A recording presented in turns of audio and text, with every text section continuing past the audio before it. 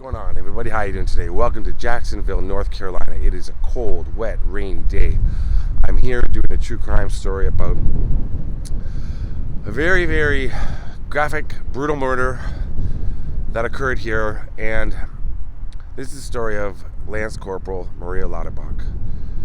Now, normally when I do true crime stories, I'm filming where it happened from outside on the street, like where I would be right now. And then I'm at the grave site and I'm tell you the story. This is the first time that homeowners have contacted me to say they like what I do, how I speak for the victim. I try to. I'm saying that honestly, I hope. And they've invited me into their home to show me where the crime occurred, talk about it, talk about the victim. And so inside the house is where it occurred, this murder. In the backyard, there's more to it, and this is a brutal, horrific story. Her mom, Mary, does a lot, wants the story out to know, so people can know what happened to her. So I hope this does justice for the story. I'm a little tongue-tied because I haven't really been inside of a house that something this terrible has happened. And I want to get it right. I want to get it right for Maria. I want to get it right for her mom. And we're going to go inside the house right now. It's getting dark. I've already got some footage in the backyard when it's light out. We're going to go again when it's darker. And right here, this is where Lance Corporal Maria Lauterbach was murdered, in this house.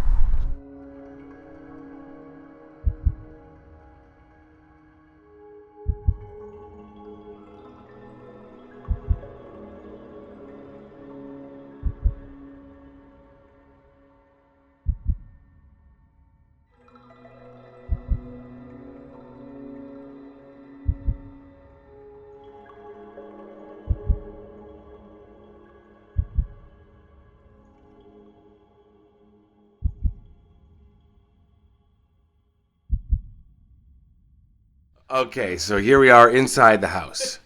This is Bridget living here with her husband, Matt, who's a little shy on camera, but he will offer us some information when needed, correct? Correct. So Bridget, you know a lot about this case. Correct. You knew about it before you moved in here. Yes. And now you've learned a lot more, obviously. The brutal murder of Maria occurred in this house. Yes, unfortunately, Maria was pregnant, and I'm sorry to have to stumble upon my words. As you can see, I have trouble speaking at times, and it's due to my stroke. I'm right. A year and a half, so please bear with me if I happen to trip up on anything. Right. You suffered a stroke, but you're recovering, and Yes. If your words stumble, that's fine. Yeah. And so, unfortunately, this is the home of Cesar Laurean and his wife, Christina, and they had a baby daughter. And I will leave her name out of it for privacy reasons, but she did live here in the home, all three of them. And he unfortunately decided to end Maria's life. Right. And she was pregnant at the time. He had a holiday party. Whether his wife was hosting or at the time of present at the party, we do not know. But he had a holiday party where he invited some friends over from his workplace, and they did not know, but he murdered Maria and decided to bury her, and then had a fire pit. Right. And if you want to tour the home, we can tell you what Cesar said, right, and what the evidence has shown. Right. So, because it's a very complex case. We've Correct. been discussing it for a good hour or so now, and yes. She filed 2 claims of sexual assault. Correct. She's military. She filed it with the military the military investigations, right?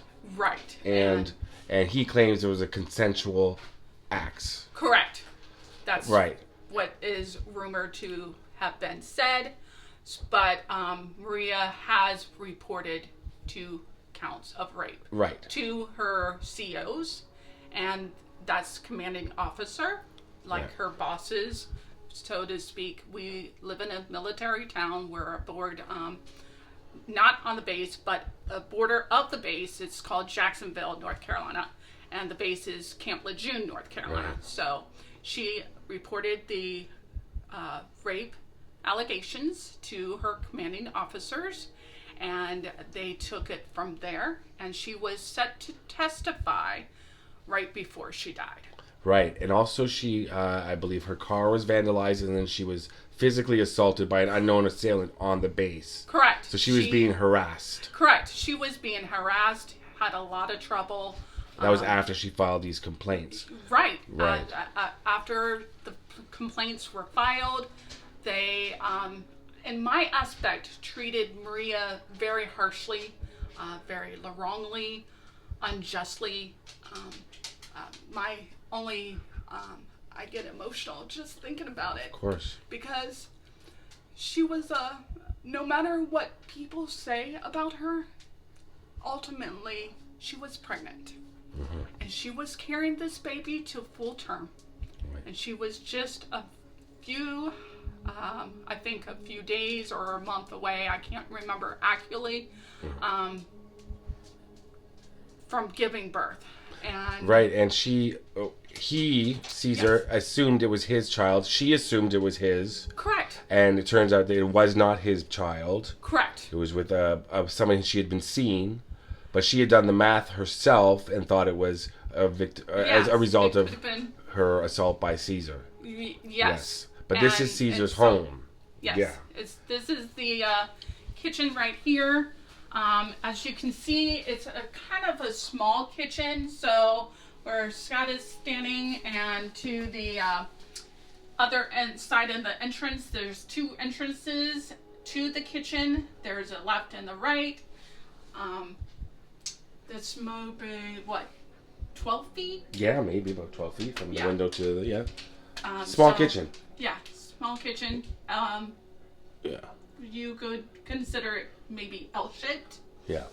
And the house is still, it's essentially the same layout, except there used to be a fireplace here that... Correct. That when it was remodeled was taken out. We took down the picture and showed you that there was a fireplace over here at one point in time. And they put in sliding doors here, leading out to the backyard. Correct. Because it used to be a doorway in the garage.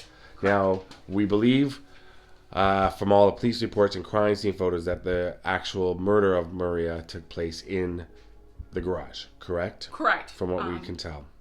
And there's evidence photos that were taken, and it shows the garage. Right. And, let's take a look. Cesar states that Maria slit her throat on either this door or in...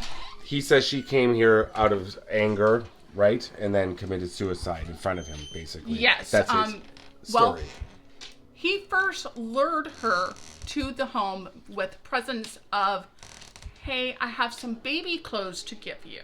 Right. So, of course, she's due to give birth.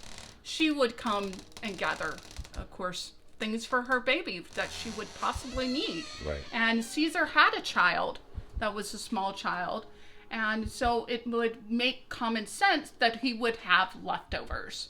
So it's either this door or to the garage door, which I would think it's the garage. Yeah, I think it's more of this garage because of the crime scene photos. There was presence of an altercation. Right.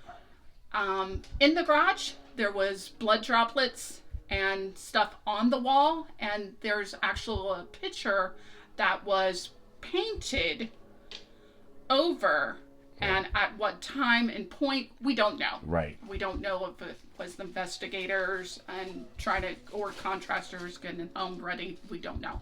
But there was crime scene photos taken, and then you can see blood droplets on the concrete of the floor. Right. Let's take a look. Yeah, Okay. That's right in here. Okay. I'm just going to put the light on first. There we go. So the crime scene, this is exactly right here. Correct. Is where they assume the crime took place, right? And we have a photo card. And here's the photo. Here's the photo. Sorry, that's Tundra. So there is a photo of painted over. Yes. Right here. Right here. Now we think that we believe from the police reports and everything you've told me, she entered through the garage. Correct. So through this way. Correct. And then was walking this way To enter the home, and then this is where the majority of the blood splatter was on this wall and right here. Right here. Is that? I mean, is it a new cement floor? Or is it the same cement floor? No, this is the same floor. Right. So anything is possible. Yeah. So if I could try to match up the exact angle, it was but roughly here, where he painted over. Right. We think it was. He was attempting to paint over blood splatter. Sorry. But yeah, so he claims that she slit her own throat, but it was revealed afterwards that that was rendered post-mortem after she had passed. Somebody slit her throat, obviously him, and she was bludgeoned to death with an object, and that object was a crowbar. And he purchased the crowbar and he gave it to a friend. Right. And then the friend turned it in afterwards. The friend knew that it was a suspicious gift and knew kind of what was going on. Right. And immediately called the police. Hey. Yeah. Essentially, so what happened was he murdered her here, and he's been convicted of that, so we can say there's no alleged with that. We were allowed to say, because there is a lot of allegeds in this case. It's there's a lot of layers to it. But we can say he murdered her. Yeah. He's been convicted of it, and then he he used her PIN number at an ATM. I'll show that photo. And then went to 2 different home improvement stores and bought, what did he buy? I believe that it was one home improvement store. What I can't not remember, it was either Lowe's or Home Depot. Right. But the ATM was right next in the same parking lot as the home improvement store. Wow. So. Yeah, and there's photos of him at both. Not a smart criminal, in my opinion. Yeah, he bought a wheelbarrow, gloves, did a shovel? Shovel, bricks. Paint. And, paint. And paint was found, I think, over in this corner, right? Yes. The paint was found over here. Yes. Typical garage, so. Well, we would say you just moved in recently, so you're just trying to get everything settled. So, but it would have been over in this corner here. Yes. But, so the fire pit is out back. It's now dark, but I've taken some video of it earlier today. And let's see if we can see what we can see of the fire pit right now. Okay. Is there a light in the backyard, or? Well, we can go out. This does lead to the backyard. This is the doorway they would have used. He would have used. I'm sorry? This is the doorway that Cesar would have used to go outside. Probably. Because there wasn't, right. No. So he would have used this door right here. But I can't open it. Oh, it doesn't open. Okay. Let's try the sliding doors. But just to show a night shot of it, but. Yeah. Good evening again, Lynette. Charred, burned human remains. Today we watched as archaeologists as well as SBI agents worked to unearth the body of what authorities now believe that to be of 20-year-old Lance Corporal Maria Lauterbach and her unborn child. Saturday, crews spent the day excavating this small cavity in the back of Cesar Laurean's home, and late in the day, a gruesome discovery. The body of the adult was laying over on the side with the face down in the bottom of the pit. As I said, the fetus was in the abdominal area of that adult. Authorities are confident it is the body of 20-year-old Maria Lauterbach and say the murder that took place was violent, going so far as saying there was a struggle before the body was burned.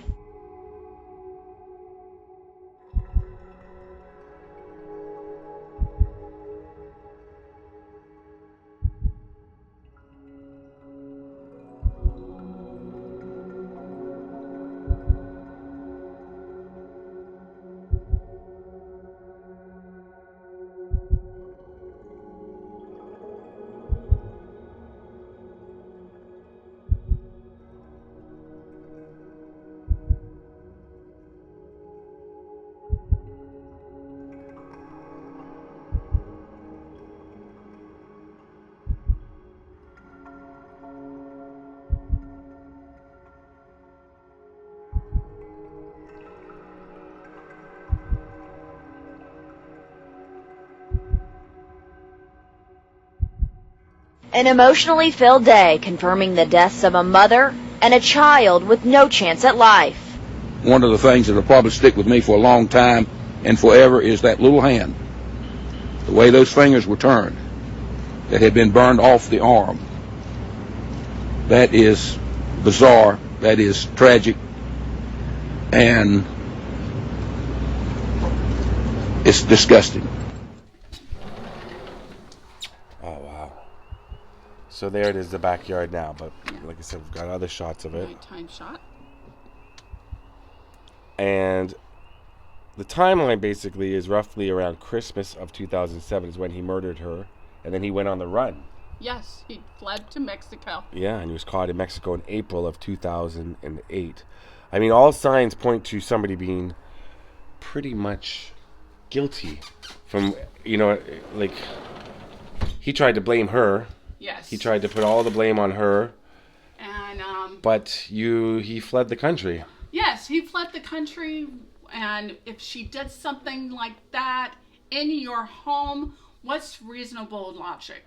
Call 911 for help. Right. She's pregnant. Right. And also, it was his wife that kind of turned him in. Yes. It's not squealed on him, but went to the police with her lawyer and said, "Look, I think my husband." Right. He left her a note. He left in the morning, the middle of the night. We're not quite sure, but she got up at some point in the, I guess, morning to afternoon time and read this note. He said we don't know what was said. It was never shown in court. It was just presented to the, I want to say, as evidence for the jurors to look at. Mm-hmm. So we don't know the exact details, but she went with her lawyer, and the lawyer accompanied with her to the police. And she got immunity. Correct. She did get immunity. So what she knows, we'll never know. And also, we don't know where she was during all of this, do we? No. Which is a big part of this, because when this was happening, where was she and where was the child?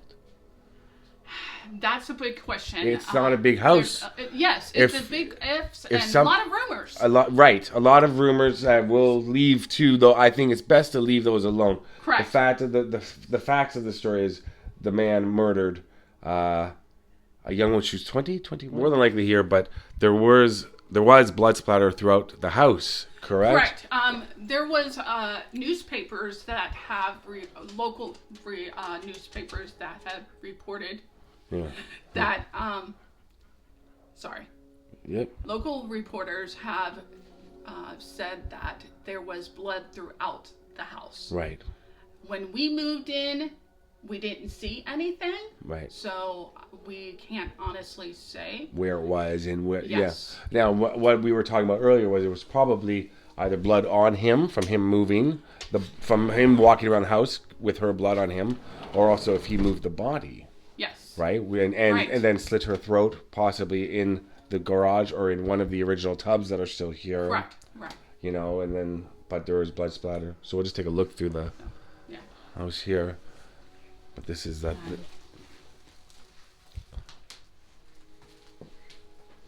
Wow. But it's very, very rare that.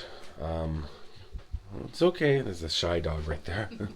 But original bathtubs are the two original things remaining, right? That's pretty much it.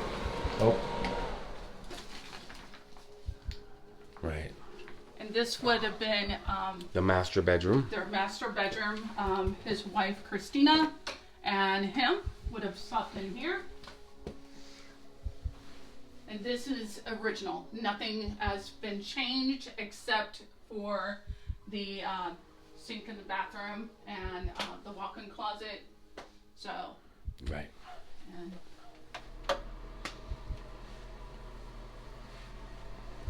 so this is a new sink. Correct. This is a new sink, new vanity, new mirror. Well, yeah, so original tub and everything. Yeah. So this is essentially where he would have slept. Where after murdering a young woman, And you've been accused of raping twice. You went to sleep in this room, and after burying her body in that backyard, lighting fires over top of it, you just calmly go to sleep and think that you're going to get away with it. And how does that... And how you lay with your wife knowing that you actually have a child that you're taking care of with and raising with your wife. Right.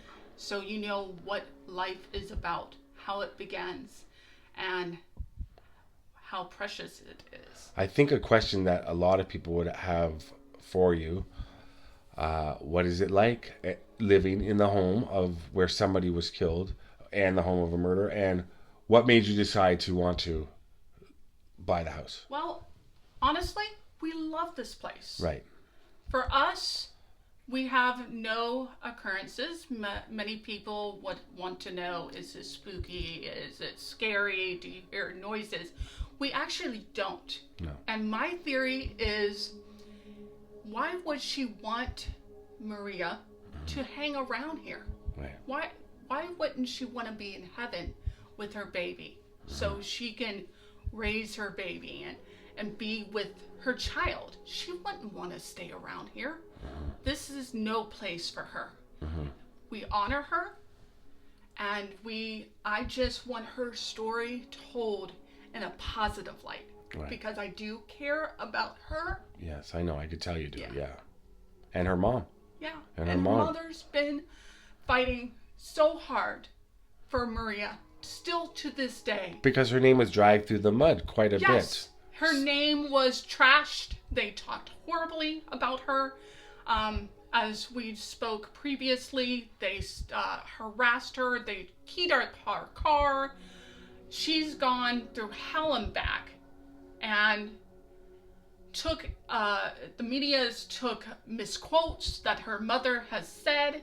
If you want to learn more, her mother and her uncle spoke on Good Morning America. Yeah. And you can find that interview, and they explain what they endured. Right. But their mother's been fighting and bringing a sexual... Can I say a sexual? Yep, of course, okay, yeah. Okay. A sexual assault to light, making her case known, making sure that other women can come forward to report it, and people will listen, because people they didn't listen to her. No one. They didn't listen to her at first when she made these claims on the base. And there was said everything was done for her that could be possibly That's done. not true. No, she was still working in the same office as Cesar. Right. When the allegations was reported. And now you can request, because you can't, once the military says you're staying, you're assigned to this base, you're assigned there, and you can't leave. No. And she requested to be off base, and then I realized, I read afterwards, they approved for her to be moved into a different building on the base, because she was in the same building as him. They requested she moved, and then she moved off base, which was not allowed, but she did that against her, which is, I think, is great, good for her. Correct. That she went against that, and then she stood up for herself. And now it's changed the way the military does it because of Maria's case. They allow, if not to be in the same base as your accuser. She had to work with them. It doesn't have to be proven yet. You can be moved. So that's something that's good that's come out of this case. I was reading about that. I'm very proud of her mom. Yeah. Still fighting to this day.